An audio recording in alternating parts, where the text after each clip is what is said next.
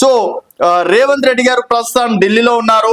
So ఢిల్లీలో CWC సమావేశాల్లో కొన్ని కీలక విషయాలపైన చర్చలు జరిగినట్టు కూడా తెలుస్తుంది.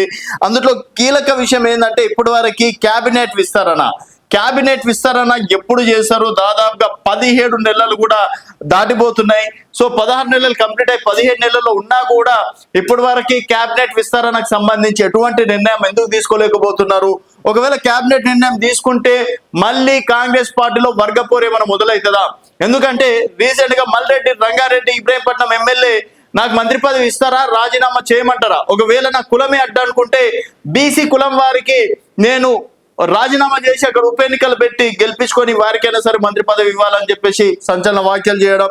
తర్వాత సెకండ్ వన్ వచ్చేసి ప్రేమ్ సాగర్ రావు ఉండేసి సీనియర్ నాయకులకి మంత్రి పదవి ఇవ్వకపోతే మాకు తడాకేందో చూపిస్తాం, ఆదిలాబాద్ నేతలంతా కాంగ్రెస్ పార్టీని మళ్ళీ జన్మలో నమ్మరు అన్నట్టు కూడా ఇండైరెక్ట్ గా చెప్పడం అనేది జరిగింది.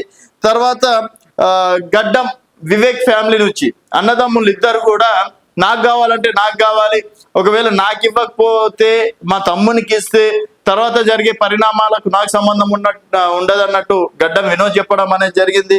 సో ఈ విధంగా ఒక్కొక్కరు దాదాపుగా 5-6 మంది కూడా నాకే కావాలని చెప్పేసి కూడా వాళ్ళు పట్టుబడడం.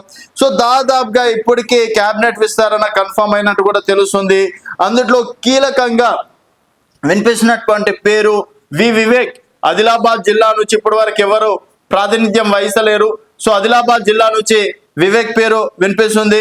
అలాగే మహబూబ్ నగర్ నుంచి వాకిటి శ్రీహరి. సో ఇప్పటి వరకు వాకిటి శ్రీహరికి అంటే ఇన్ని ఛానల్స్, ఇన్ని పేపర్లు, ఇన్ని విశ్లేషణలు జరిగిన వాకిటి శ్రీహరి పేరు మాత్రం ఎవరు మార్చలేకపోయారు. సో వాకిటి శ్రీహరికి మహబూబ్ నగర్ నుంచి కన్ఫామ్ గా వాకిటి శ్రీహరికి ఒక మంత్రి పదవి కన్ఫామ్ అని చెప్పేసి కూడా చెప్పుకోవచ్చు. మధ్యలో విజయశాంతికి ఇస్తారు, విజయశాంతి కూడా ముదిరాజ్ కోటకు సంబంధించి.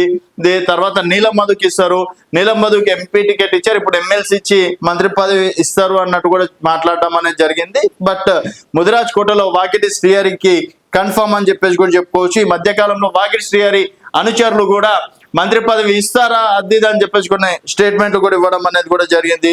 తర్వాత మొత్తానికి కోమటిరెడ్డి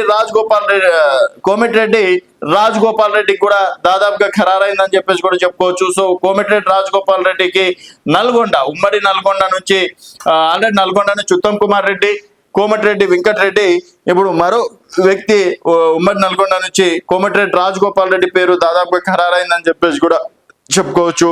తర్వాత అడ్లూరి లక్ష్మణ్ కి కావచ్చు. తర్వాత బాలు నాయక్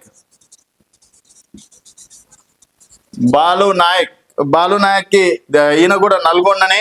మరి ఇక్కడ ఒకవేళ రాజగోపాల్ రెడ్డికి ఇస్తే బాలు నాయక్ కి చీఫ్ విప్ ఇచ్చే అవకాశం ఉంటుందని చెప్పేసి కూడా చెప్పుకోవచ్చు. ఎందుకంటే నల్గొండలోనే 4 పదవులు ఇస్తే మళ్ళీ కొంచెం సిచ్యువేషన్లు వేరే అయితే అని చెప్పేసి కూడా చెప్పుకోవచ్చు. తర్వాత ఫైనల్ గా మైనార్టీలకు కూడా ఒకరికి ఇస్తామని చెప్పేసి కూడా చెప్పారు కాబట్టి మహేష్ నాయక్ గౌడ్ గారు ప్రస్తుతం టీపీసీ చీఫ్ వారు కూడా అన్నారు కాబట్టి సో మీర్ అలీ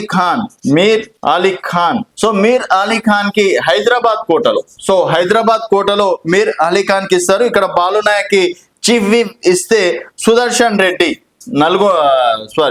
నిజామాబాద్ నుంచి సుదర్శన్ రెడ్డి.